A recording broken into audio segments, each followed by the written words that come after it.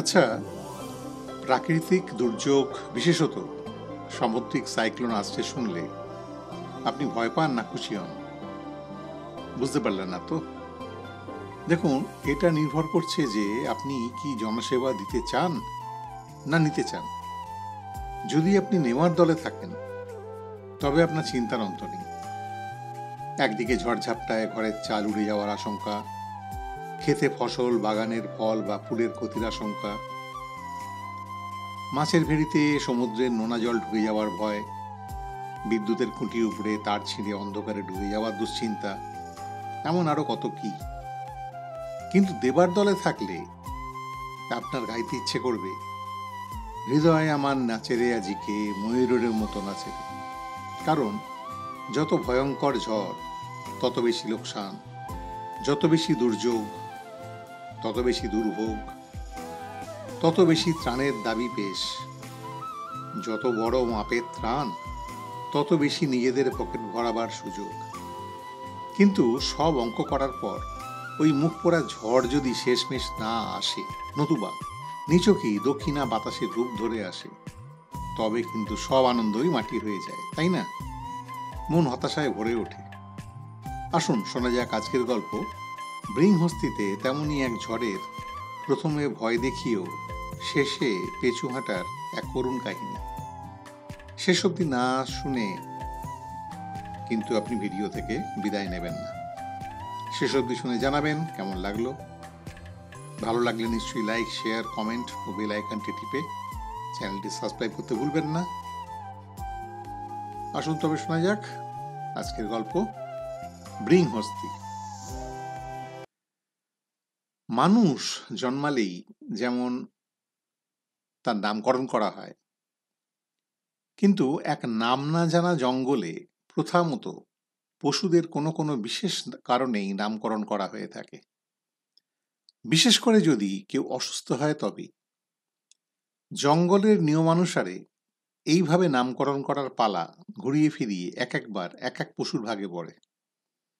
এবারে এক মদ্দা দাঁতাল হাতি অতি প্রবল অম্ল অজীর্ণ ব্যামোতে আক্রান্ত হতে পশুরাজ সিংহমশাই নিজের পছন্দ মতো তার নামকরণ করে বৃংহস্তি। অর্থাৎ যে হস্তি বৃংহন বা উচ্চস্বরের ডাকের সাহায্যে সকলকে তার উপস্থিতি সম্বন্ধে অবহিত করে থাকে। সকলের সুবিধের জন্যে পশুরাজ অবশ্য সেই হাতিটাকে সংক্ষেপে ব্রিং নামে ডাকার অনুমতি দেয়। ব্রিং যে এমন একটা কঠিন ব্যামোতে আক্রান্ত হতে চলেছে তা জঙ্গলের পশু চিকিৎসক ডক্টর ভাল্লুক অনেক আগেই পূর্বাভাস দিয়ে দিয়েছিল। কারণ ইদান্তে ব্রিংকে দেখা যেত সে মনের সুখে সারাদিন ধরে এমন সব গাছপালা, ডালপালা, বিচালি, অনর্গল খেয়ে চলেছে যা তার মতো এক হাতির পক্ষে হজম করা সহজ কাজ মোটেই নয়। স্বাভাবিকভাবেই গড়হজম হবার ফলে তার অতি প্রবল অম্ল অজীর্ণর ব্যামো দেখা দিয়েছে। পরিমাণ মতন জলও পান করছে না সে, ফলে সে প্রবল কোষ্ঠকাঠিন্যতায় ভুগছে। অতিরিক্ত পরিমাণে ভোজনের ফলে সে সারাদিন খালি একটা গাছের তলায় দাঁড়িয়ে ঝিমোয়, ল্যাজ নাড়ায় আর সুর দোলায়। কারণ তার শরীরের বেশিরভাগ অক্সিজেনটাই যে মস্তিষ্ক ছেড়ে এখন পাকস্থলীতে নেমে এসেছে। আর এই অলসতার কারণে সে তার সাঙ্গপাঙ্গদের সঙ্গে ভোরবেলায় 2 ক্রোশ দূরে নদীতে জল খেতে যাওয়াও বন্ধ করে দিয়েছে। ফলস্বরূপ প্রবল সপ্তকল্পদ্রুম ও প্রাণঘাতিকা দুর্গন্ধ সহযোগে উদ্গার ও বায়ু নির্গমনের সম্ভাবনা প্রকট হয়ে দেখা দিয়েছে। তবে তা শুধুই সময়ের অপেক্ষা। এদিকে সাংবাদিক জাম্বুমানের ইউটিউব চ্যানেলের প্রচারে আর শাখামৃগদের কানাঘুষোর আধিক্যতায় ভাইরাল হওয়া এই সংবাদ জঙ্গলে ছড়িয়ে পড়ার সঙ্গে সঙ্গে পশু পাখিদের মধ্যে এক অভূতপূর্ব প্রবল উত্তেজনা সৃষ্টি হয়েছে। যারা গাছে চড়তে পারে সেই সমস্ত জীবজন্তুরা নিজেদের খাদ্য সঞ্চয় করে মহারুহের উচ্চ শাখায় উঠে আশ্রয় নিয়েছে, আর যারা তা পারে না তাদের অবশ্য এই জঙ্গল ছেড়ে পাশের জঙ্গলে গিয়ে আশ্রয় নেওয়া ছাড়া কোনো গতি নেই। নিজের বাড়িঘর ছেড়ে যাওয়াটা তো আর এত সহজ কথা নয়, কিন্তু তারাই বা কি করে? আসন্ন বিপদের গন্ধ পেয়ে তো আর মাটি কামড়ে পড়ে থাকা যায় না, হলেও নিজের ভিটে। ওদিকে সময়ও হাতে বেশি নেই। ডক্টর ভাল্লুকের স্বাস্থ্য বুলেটিনের উপর নির্ভর করে জঙ্গলের ত্রাণমন্ত্রী স্যার শ্রীগাল সময় দিয়েছে মাত্র 7 দিন। তারপরেই আসতে চলেছে আনুমানিক সেই ব্রিং সৃষ্ট মহাপ্রলয়, যার ঝাপটে জঙ্গলের গাছপালা নাকি মাথা নুইয়ে দুলতে থাকবে, উপড়ে মুখ থুবড়ে পড়েও যেতে পারে, জীবজন্তুর প্রাণ সংশয়ে দেখা দেবে, তারা যে যেদিকে পারবে দিকভ্রান্ত হয়ে ছোটাছুটি করতে থাকবে, পাখিরা সব শূন্যে উঠে ডিগবাজি খেতে থাকবে, সাপ খোপ পোকামাকড়েরা সব গর্ত ছেড়ে বেরিয়ে আসবে, জঙ্গলের আকাশ বাতাস ভোপালের ইউনিয়ন কার্বাইড কারখানা থেকে নির্গত বিষাক্ত গ্যাসের থেকেও ভয়ঙ্কর গ্যাসে পড়ে যাবে, নিঃশ্বাস নেওয়াই শেষে কঠিন হয়ে পড়বে, চতুর্দিকে এক ভয়ঙ্কর মহাপ্রলয়ের পরিবেশ সৃষ্টি হবে, জঙ্গল একরকম ধ্বংস হবার সম্ভাবনা তৈরি হবে, জীবজন্তুদের বৃহদাকারে প্রাণ সংশয়ের আশঙ্কা বড়ই প্রবল হয়ে পড়বে। এমত অবস্থায় সাহায্য করতে হাত বাড়ালো জঙ্গলের সেই ত্রাণমন্ত্রী স্যার শ্রীগাল। সে বলল, আরে এত ঘাবড়াবার কি আছে, আসুক ব্রিংগুলার, আমাদের নিজেদের সুরক্ষার ব্যবস্থা আমরা নিজেদের করব, আর তাছাড়া এ তো আমাদের নিজেদেরকেই করতে হবে। এই বলে একদিকে সে কমলা রঙের জ্যাকেটে মুড়ে কিছু জীবজন্তুকে জঙ্গল সুরক্ষা বাহিনীর তকমা দিয়ে পাঠিয়ে দিল। তাদেরকে বলা হলো হাতে চোঙা নিয়ে জঙ্গলের নানা প্রান্তে ঘুরে ঘুরে জীবজন্তুদের সতর্ক করতে। এর নাম বকচ্ছপ মার্কা এক বঙ্গমিশ্রিত ইঙ্গে দেওয়া হলো মাইকিং, অর্থাৎ মাইক্রোফোন শব্দ থেকে মাইক, যা নাকি বিশেষ্য, আর তার থেকে মাইকিং, যা নাকি ক্রিয়াপদ, ভাষার আধুনিক গজকচ্ছপ যাকে বলে আর কি। ওদিকে আর এক দল জীবজন্তুকে কালো রঙের জ্যাকেটে মুড়ে হাতে লাঠি দিয়ে পাঠিয়ে দেওয়া হলো ব্রিংকে ঘিরে এক সুরক্ষা বলয় সৃষ্টি করে বাকি জীবজন্তুদের জন্য এক রক্ষা কবচ তৈরি করতে, যাতে ব্রিংয়ের কাছাকাছি কেউ ঘেঁষতে না পারে, কিন্তু আসলে লাঠি উঁচিয়ে এমন ভাব দেখাতে যেন সেই লাঠির আস্ফালন দেখে আশঙ্কিত মহাপ্রলয় ব্রিংয়ের পাকস্থলী ছেড়ে কোনোভাবেই শব্দকল্প দ্রুম সহযোগে বাইরে বেরিয়ে আসতে না পারে। দিকে দিকে লাগানো হলো সাইরেন, জমা জল সরানোর জন্য পাম্প, হোগলা পাতায় মোড়া ক্যাম্প তৈরি করে সেখানে মজুদ রাখা হলো মোমবাতি, দেশলাই, টর্চ, হারিকেন, ওষুধপত্র, শুকনো খাবার দাবার, পানীয় জল ইত্যাদি। জঙ্গলের সমস্ত টিভি চ্যানেলকে বলে দেওয়া হলো যে আগামী 7 দিন মহাপ্রলয়ের প্রস্তুতি ভিন্ন আর কিছুই দেখানো চলবে না।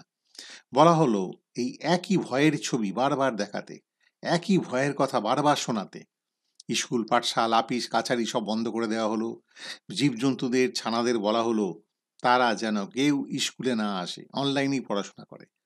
রেলগাড়ি, বাস, লরি, জাহাজ ইত্যাদিকে চেন দিয়ে বেঁধে ফেলা হলো, যাতে সেই বিশাল মাপের যানবাহনগুলো ব্রিংয়ের আচমকা বায়ু নির্গমনের প্রবল পরাক্রমে গ্যাস ফানুসের মতন উড়ে না যায়।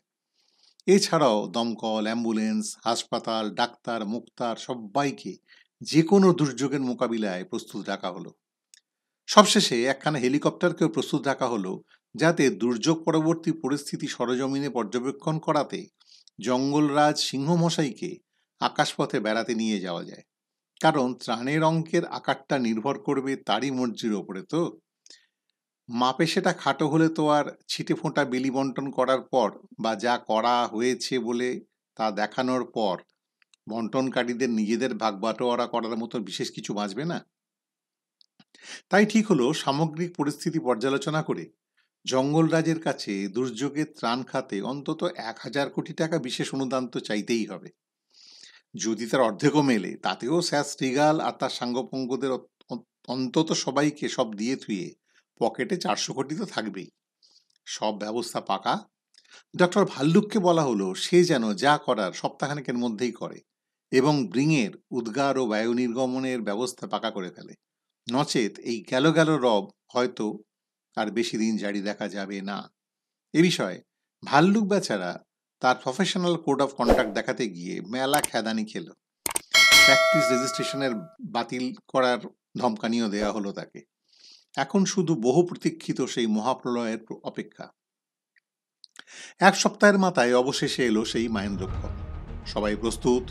টিভি ক্যামেরা প্যান করে শ্যুট করতে শুরু করলো, সঙ্গে বাদ্যি সহযোগে গলা সপ্তমে চড়িয়ে রানিং কমেন্ট্রি। চারিদিকে টান টান উত্তেজনা, সাইরেন বেজে উঠল, অনেকে ভয়ে শঙ্খধ্বনিও করল। কি হয় ভয়ার তরবে ভরে উঠল আকাশ বাতাস। শোনা গেল আগের দিন একজোড়া ডালকুলাক্স ট্যাবলেট খেয়ে রাত 12টায় নাকি ব্রিং মহাপ্রলয় ঘটাবে। এতক্ষণে টিভির পর্দার দিকে এক নাগাড় তাকিয়ে থেকে সবারই চোখ জ্বালা জ্বালা করছে, ঘুম পাচ্ছে। এমন সময় ঘোষণা করা হলো যে এই মহাপ্রলয়ে সামান্য একটা ফুস শব্দ সহযোগে নাকি কিছুক্ষণ আগেই ঘটে গেছে। তা নাকি টিভির ক্যামেরাতেও ধরা পড়েনি। ফলস্বরূপ ব্রিংয়ের পাকস্থলী ফাঁকা করে 1 টন নিখাদ হাবর নির্গত হয়েছে। মানে গোবর হলে হাতির যা হয় হাবর। তাতে অবশ্য তাজা ফল আর শাকসবজির মিষ্টি সুবাস ভিন্ন আর কিছুই মেলেনি।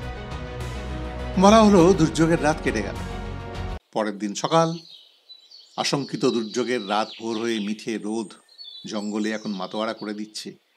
ব্রিং এখন পরমানন্দে কচি কলাপাতা চিবোচ্ছে আর কান নাড়িয়ে ল্যাজ আর সুর দুলিয়ে তার খুশি মনের পরিচয় দিচ্ছে। আর হ্যাঁ, আর চোখে সে নাকি স্যার শ্রীগালকে ইতিউতি খোঁজার চেষ্টা করছে। সামনে পেলে হয়তো সুঁড়ে পেঁচিয়ে ওপরে তুলে মাটিতে ফেলে তাকে পটকে মারবে। ডক্টর ভাল্লুক এতক্ষণে গলা থেকে স্টেথোস্কোপটা নামিয়ে রেখে একটু আরাম করে গাছের ডালে ঠেস দিয়ে বসে একটা লম্বা স্বস্তির নিঃশ্বাস ফেলল। আর সে এমন কোনো পূর্বাভাস দেবে না বলে ঠিক করেছে। ওদিকে ত্রাণের টাকা থেকে বঞ্চিত হয়ে সব থেকে ভেঙে পড়েছে স্যার শ্রীগাল। আবার পরবর্তী প্রলয়ের প্রতীক্ষায় দিন গোনা।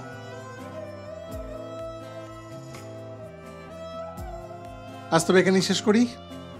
সবাই ভালো থাকবেন, সাবধানে থাকবেন। আর হ্যাঁ, গল্পের বিষয়টা নিয়ে পারলে একটু ভাববেন, আর আপনার ভাবনা আমাকেও জানাবেন। ক্ষণস্থায়ী শীতের উষ্ণ প্রীতি ও শুভেচ্ছা জানিয়ে আজ তবে বিদায় নিলাম। কোনো এক সাপ্তাহিক আসরে আবার দেখা হবে নিচে গল্প চ্যানেলটিতে। নমস্কার, টাটা।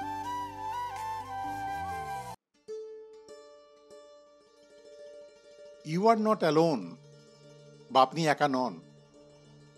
এটি হলো আপনার মনের কথা বলা ও বলানোর একটি প্রচেষ্টা। সত্যিই তো আপনি একা নন। আমরা সবাই আছি আপনার সঙ্গে, আপনার কথা শুনতে, আপনার সঙ্গে কথা বলতে। যদি আপনি একাকিত্বে ভোগেন, মনের কথা বলার মতো সঙ্গী সাথী না থাকে, গল্প বলতে বা শুনতে ভালোবাসেন, মনের কথা বলে হালকা হতে চান, সব সমস্যা সরিয়ে রেখে অতীতকে ভুলে আনন্দে বাঁচতে চান, তবে উপায় আছে এবং হাতের কাছে। নির্দ্বিধায় যোগাযোগ করুন আমাদের সঙ্গে। আরও জানতে নিচে দেওয়া ঠিকানায় ঘুরে আসতে পারেন। You are not alone 2021 wordpress.com ওয়েবসাইটে, কমিউনিক কাউন্সেলিংয়ের ফেসবুকের পাতায় এবং ইউ আর নট অ্যালোন 21 এর লিঙ্কডইন প্রোফাইলে। প্রশ্ন থাকলে mamaconsultants@gmail.com ইমেল করতে পারেন।